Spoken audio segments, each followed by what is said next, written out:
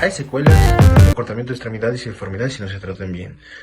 En sí, las fracturas de la diáfisis femoral se asocian con más que nada otras comorbilidades que requieren una evaluación del soporte vital y una atención interdisciplinaria. El goal estándar de tratamiento es el cabo intramedular, que tiene como objetivo la curación temprana y recuperación funcional a largo plazo. En la anatomía, la diáfisis es el segmento inferior del trocánter menor y termina en el ensanchamiento metafisiario y los cóndilos. En sí comienza en el borde inferior del trocánter menor, terminando proximal a los cóndilos en una distancia igual al ancho mayor de los cóndilos femorales. Se trata de un cilindro liso con diferencias en su espesor cortical a lo largo de su longitud, lo que puede ayudar a evaluar la rotación femoral intraoperatoria. El fémur está arqueado anteriormente con un radio de curvatura aproximadamente de 120 centímetros. La línea áspera es el engrosamiento cortical principal a lo largo de la cara posterior del fémur, siendo sitio de unión para músculos y tabiques intramusculares medial y lateral, y actúa como un puntual cortical de compresión. En estas fracturas los músculos son fuerzas deformantes sobre los fragmentos de la fractura según la ubicación de esta. En sí, el segmento proximal es flexionado, obtusido y rotado externamente por el iliopsoas y los abductores de cadera. Y el segmento distal es tirado proximalmente, o sea, acortado por el cuádriceps y los isquiotibiales, y es aducido por los músculos aductores.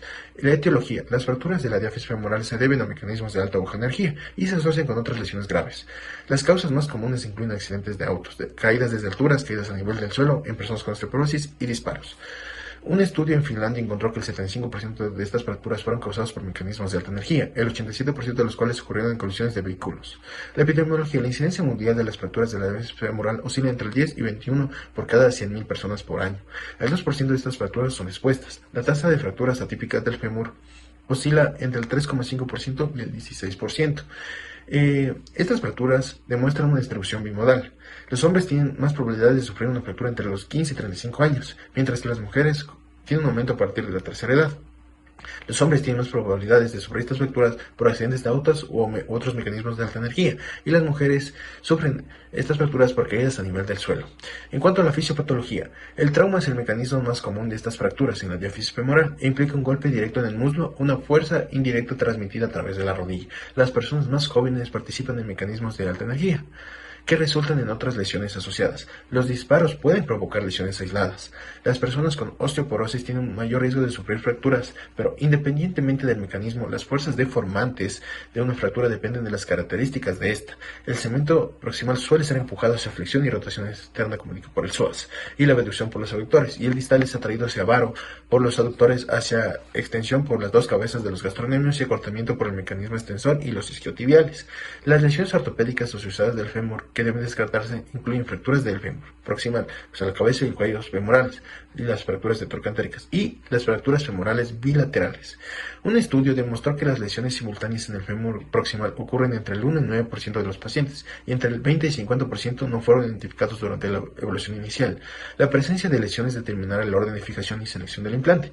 Por ello, las fracturas bilaterales del fémur representan del 2 al 7% de todas las fracturas del fémur y se asocian con un mayor riesgo de complicaciones sistemáticas. Requisitos de reanimación y mortalidad: el 80% de las personas con fracturas bilaterales de la diáfisis femoral tienen lesiones asociadas, por lo que se debe sospechar en un inicio de estas lesiones adicionales.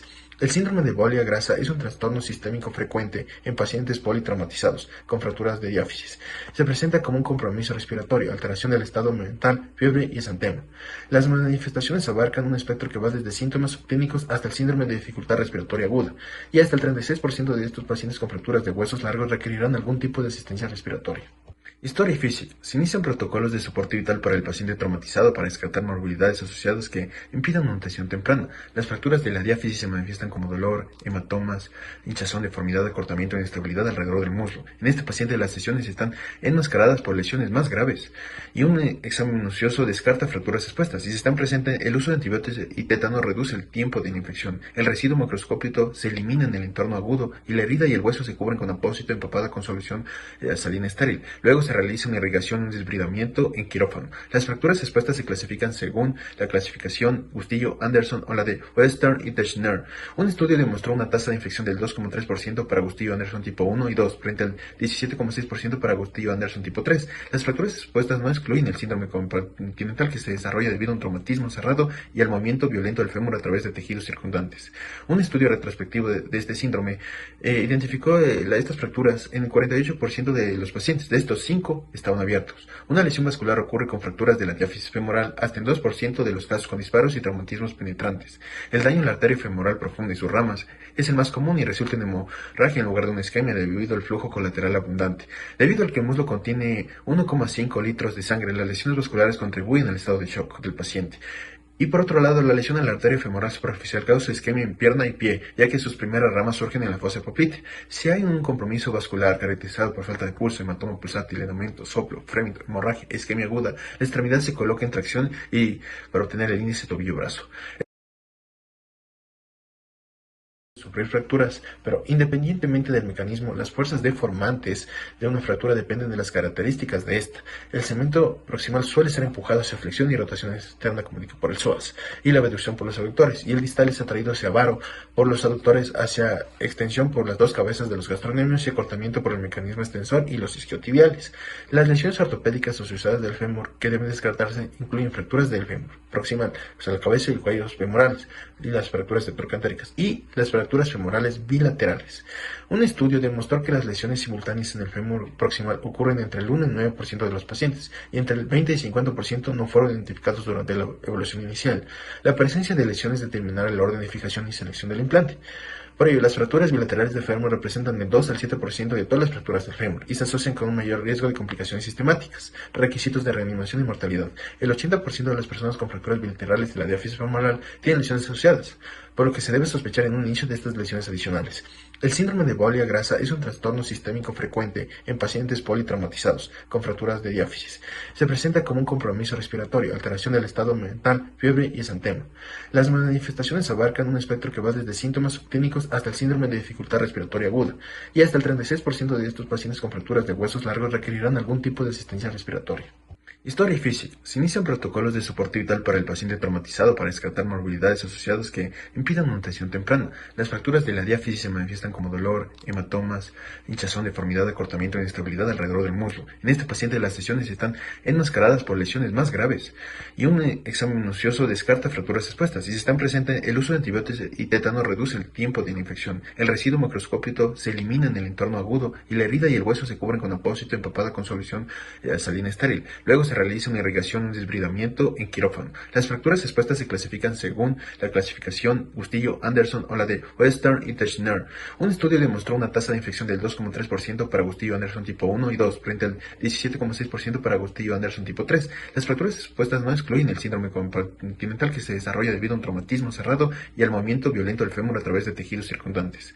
Un estudio retrospectivo de este síndrome identificó estas fracturas en el 48% de los pacientes. De estos, 5 estaban abiertos. Una lesión vascular ocurre con fracturas de la diáfisis femoral hasta en 2% de los casos con disparos y traumatismos penetrantes. El daño en la arteria femoral profunda y sus ramas es el más común y resulta en hemorragia en lugar de una isquemia debido al flujo colateral abundante. Debido al que el muslo contiene 1,5 litros de sangre, las lesiones vasculares contribuyen al estado de shock del paciente. Y por otro lado, la lesión en la arteria femoral superficial causa isquemia en pierna y pie, ya que sus primeras ramas surgen en la fosa poplite. Si hay un compromiso vascular caracterizado por falta de pulso, hematoma pulsátil, aumento, soplo, frémito, hemorragia, isquemia aguda, la extremidad se coloca en tracción y para obtener el índice tobillo-brazo.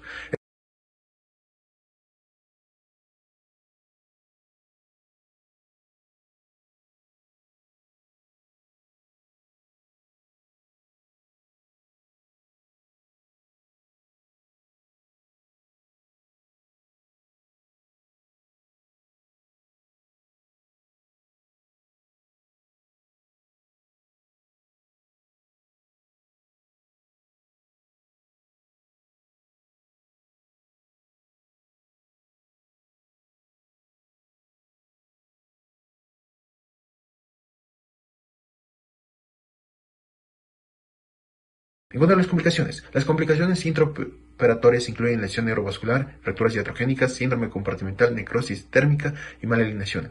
Las complicaciones postoperatorias incluyen el síndrome de Boulia grasa, polipulmonar, infección, osteomielitis, consolidación viscosa, falta de consolidación y dolor de cadera y rodilla. El fresado causa temperaturas de hasta 57 grados Celsius, lo que resulta en necrosis térmica secundaria a la desnaturalización enzimática y lleva un retraso a la curación de la fractura.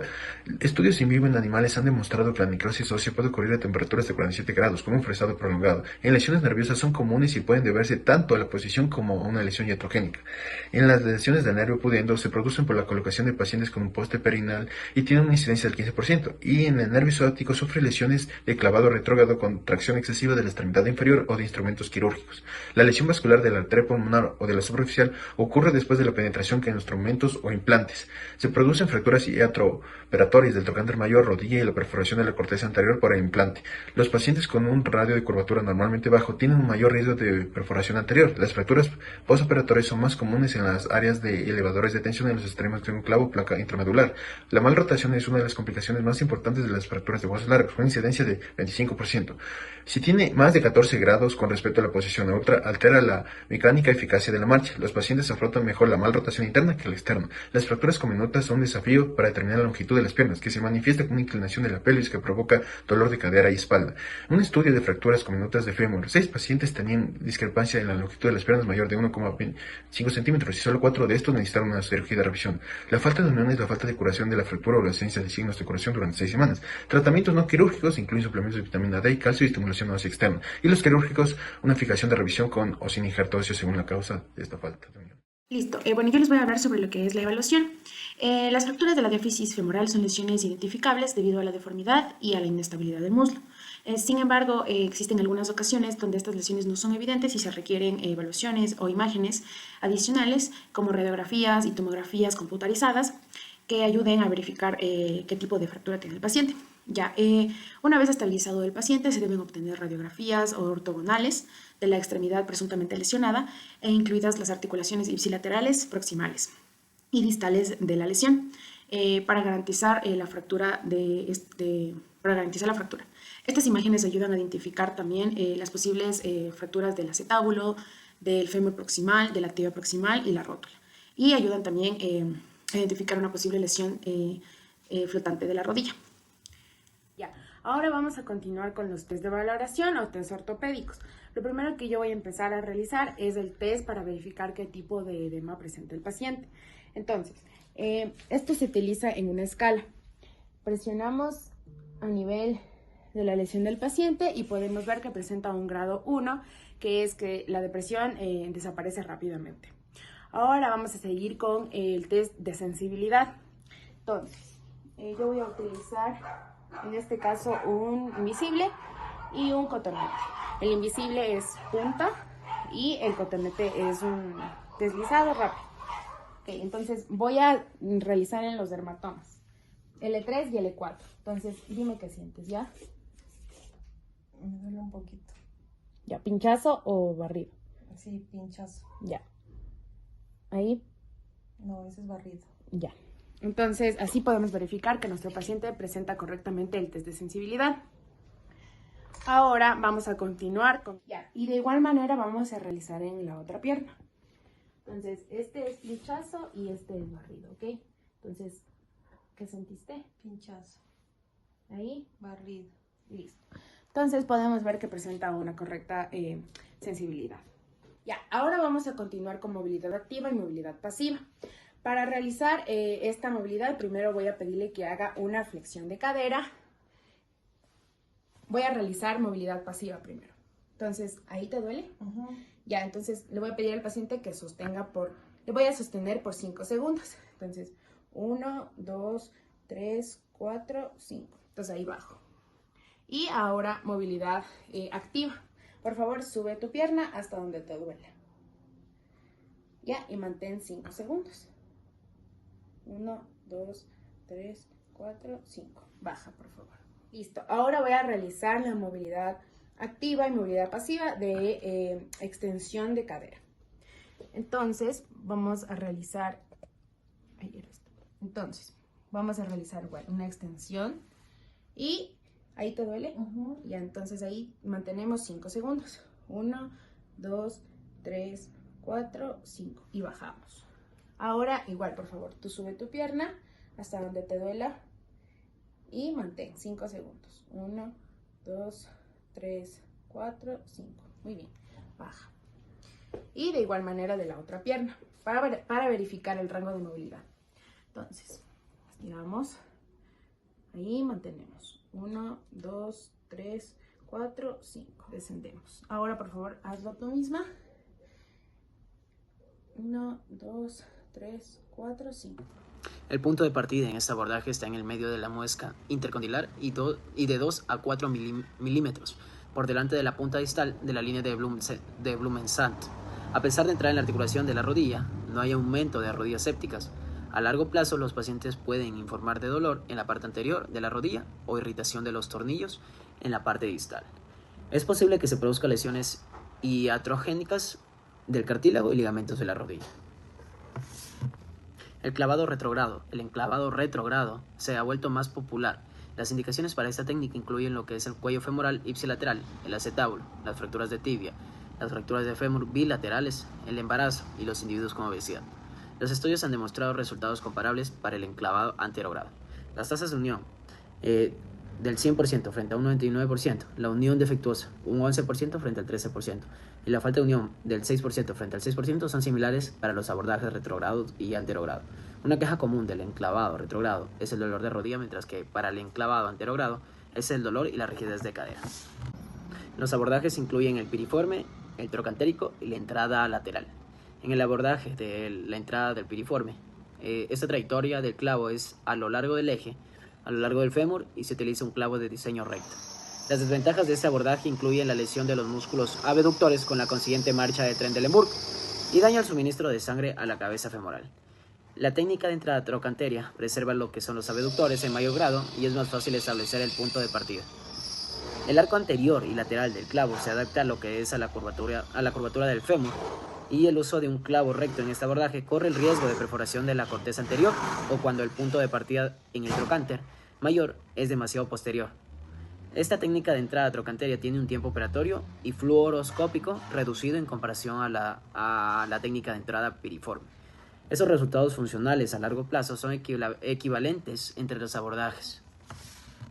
Existe debate sobre los beneficios de la fijación temprana en pacientes con traumatismo craneoencefálico cerrados.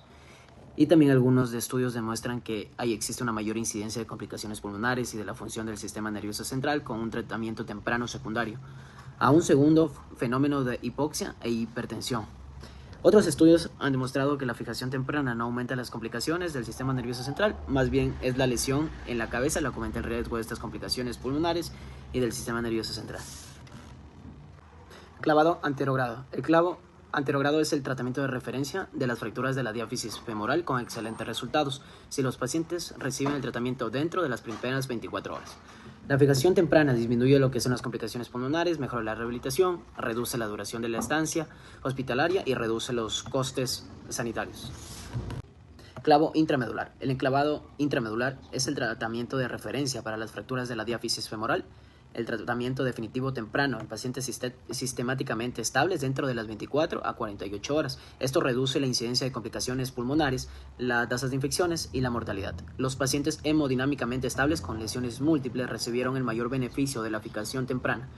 El tratamiento tardío aumenta lo que es las complicaciones pulmonares en hasta el 56% de los pacientes, con solo el 16% de los pacientes tratados tempranamente.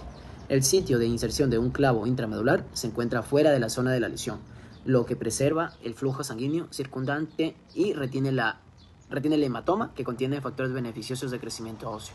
El enclavado intramedular también puede tener los beneficios de soportar peso de manera temprana, lo que ayuda a mantener la masa muscular, la función y la fuerza, y también lo que es la movilidad.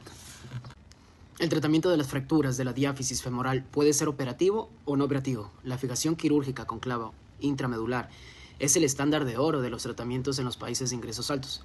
Otras técnicas operativas, incluyendo lo que es la osteosíntesis con placa y la fijación externa, el cual el tratamiento cerrado con tracción y ferulización y yeso puede ser un tratamiento temporal o definitivo en algunos países del tercer mundo. Bueno, tenemos la fase inicial de 0 a 6 semanas. En la primera parte tenemos el control del dolor y la inflamación a través de crioterapia, aplicación de hielo varias veces al día, la medicación según lo indicado por el doctor y las movilizaciones y mantenimiento de la fuerza, con ejercicios de movilización pasiva y activa asistida dentro del rango de dolor tolerable. ejercicios isométricos para cuádriceps y los isquiotibiales. También el uso de ayudas como son las muletas o el andador, según las indicaciones del doctor. ¿Para qué? Para poder evitar la carga total en el miembro afectado. Tenemos ahora la fase intermedia, que es de 6 a 12 semanas, donde vamos a hacer el aumento gradual de la movilidad, con progresión de ejercicios de rango de movimiento, ejercicios de estiramiento suaves para los músculos circundantes, el fortalecimiento progresivo, con ejercicios de fortalecimiento progresivo para el cuádriceps, isquiotibiales, glúteos, pantorrilla. También ejercicios de cadena cinética cerrada, como sentadillas parciales, que según es lo tolerado. Carga de peso progresiva, con la progresión gradual la carga de peso completa, según lo indicado por el doctor. Y también entrenamiento para la marcha con y sin ayudas. Bueno, ahora vamos a hablar sobre la fase avanzada, donde ya ha transcurrido tiempo de 12 semanas o más, donde aplicamos lo que es la rehabilitación funcional con ejercicios específicos para la función y actividades de la vida diaria. También lo que es el entrenamiento de equilibrio y propiocepción. En otra parte tenemos el fortalecimiento avanzado, donde vamos a aplicar ejercicios de resistencia y fuerza avanzado. También lo que es entrenamiento de la cadena cinética abierta, como lo que es extensiones de rodilla en máquina. También el reintegro a la actividad, programas específicos de reintegro gradual a la parte laboral. Y vamos a aplicar evaluaciones y corrección de patrones de movimiento para prevenir futuras lesiones.